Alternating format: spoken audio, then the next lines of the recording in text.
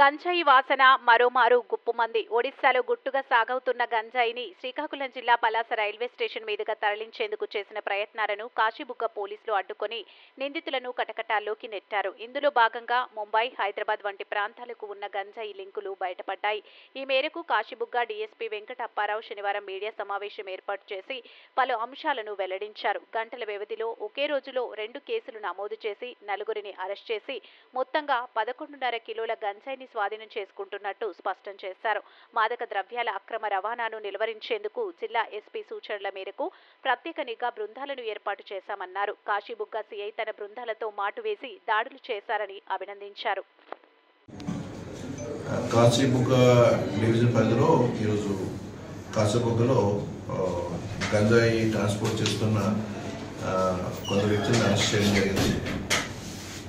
మన జిల్లాలో కఠినంగా మనము ఈ మారక ద్రవ్యాలపైన, ఈ డ్రగ్స్ పైన అన్నిటిపైన కూడా మనం ప్రత్యేకంగా స్పెషల్ టీమ్స్ పెట్టి మనము ఎటువంటి ఈ డ్రగ్స్ కూడా ట్రాన్స్పోర్ట్ అవ్వకూడదు, ఎటువంటి డ్రగ్స్ కూడా మన జిల్లాలో ఉండకూడదు, డ్రగ్ నిషేధ జిల్లాగా మనం చేయాలనే ఉద్దేశంతో మా ఎస్పీ మహేశ్వర్ రెడ్డి గారు సూచన మేరకు వారి యొక్క ఇన్స్ట్రక్షన్ మేరకు మేము నిఘా పెట్టడం జరిగింది. ఆ నిఘాలో భాగంగా ఈరోజు రైల్వే స్టేషన్ దగ్గరలో కొందరు వ్యక్తులు మనం పట్టుకోవడం జరిగింది. ఒక కేసులో ఇద్దరు వ్యక్తులు మనం పట్టుకోవడం జరిగింది. మొదటి కేసులో 8.45 kgs గంజాయిని సీజ్ చేయడం జరిగింది. అదేవిధంగా రెండో సందర్భంలో కూడా రెండు కూడా ఒక 3 hours డిస్టెన్స్లోనే రైల్వే స్టేషన్ దగ్గరలో మనకి ఈ ముద్దాయిలు దొరకడం జరిగింది. రెండో కేసులో కూడా 2 ముద్దాయిలు దొరకడం జరిగింది. వీళ్ళంతా ఎక్కువ మంది ఏంటంటే మొదటి సందర్భంలో విక్రమ్ మండల్, సునందన్ సబర్ అనే వ్యక్తులు ఇద్దరిని కూడా ఏంటంటే మనం అరెస్ట్ చేయడం జరిగింది. ఇద్దరు కూడా గంజాం డిస్ట్రిక్ట్ చెందిన ఒరిస్సా గంజాం డిస్ట్రిక్ట్ చెందిన వ్యక్తులు వీళ్ళిద్దరు కూడా. వీరు జోర్సిమాన్ బురాయ్ పహదా అనే విలేజ్ నుంచి జోషిమాన్ అనేవాడు బురాయ్ పహదా అనే విలేజ్ పట్టాపూర్ పిఎస్ లిమిట్స్లోని గంజాం డిస్ట్రిక్ట్లో గంజాయి పండిస్తూ ఉంటాడు. అతనికి జాఫర్ అనే ముంబాయికి కొంతకాలంలో గతంలో ఒక కేసు కూడా జరిగింది. ఆ విధంగా పరిచయాన్ని దృష్టిలో పెట్టుకొని A3కి అంటే ఇప్పుడు ఈ జోర్సిమాన్ అనేవాడికి విక్రమ్ మండల్ అన్నవాడు బ్రదర్. ఈ బ్రదర్కి కూడా నీకు ఇది పట్టుకొని వెళ్ళాలి, గంజాయి పట్టుకొని వెళ్ళాలి, మీరు ముంబై పట్టుకొని వెళ్ళాలని చెప్తే ఇందులో ఏకైన షబర్ని సునందన్ షబర్ని తీసుకొని వచ్చి ఈ గంజాంలో పర్చేజ్ చేసి ఈ 8.45 kgs గంజాయిని తీసుకొని వెళ్ళడానికి రైల్వే స్టేషన్కి వచ్చి బ్యాగ్తో వస్తుండగా సిఐ గారు, కాశీబుగ్గ సిఐ గారు పట్టుకొని మధ్యవర్తుల సమక్షంలో పట్టుకొని అరెస్ట్ చేయడం జరిగింది. ఇందులో గంజాయి అమ్మేవాళ్ళు, గంజాయి కొనేవారు ఇద్దరిని కూడా అరెస్ట్ చేయవలసి ఉంది. ఒక కొనే వ్యక్తి జాఫర్ అని ముంబైలో ఉంటాడు. ఈ గంజాయి అమ్మే వ్యక్తి ఏంటంటే గంజాం డిస్ట్రిక్ట్లో నివాసం ఉంటాడు కేసు. అదేవిధంగా రెండో సందర్భంలో కూడా ఉదయ్ కుమార్ అనే ఒక ఆయన, గౌరవ్ పోరిచా మొన్న ఆయన ఇద్దరిని కూడా అరెస్ట్ చేయడం జరిగింది.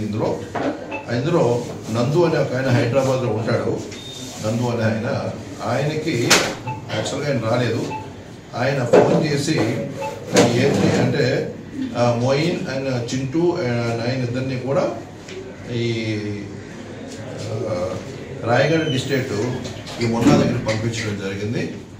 సో ఈ ఏవనైనా ఉదయ్ కుమారు, ఈ మొన్న ఇద్దరు కూడా గంజాయి తీసుకొని వాళ్ళిద్దరూ మోయిన్ అండ్ చింటూ అనే వాళ్ళిద్దరు నలుగురు కూడా వస్తుండగా ఇద్దరు ఎస్కేప్ అయిపోయారు.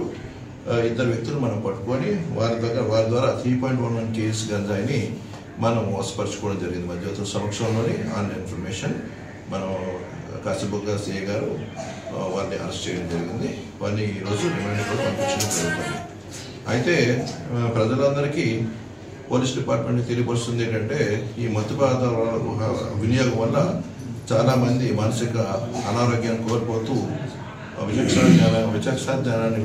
విచక్షణారహితంగా స్త్రీల పట్ల ఈ కాలేజీల్లోని చాలా అసభ్యకరమైన ప్రవర్తన చేస్తూ జీవితాలు నాశనం చేసుకుంటున్నారు.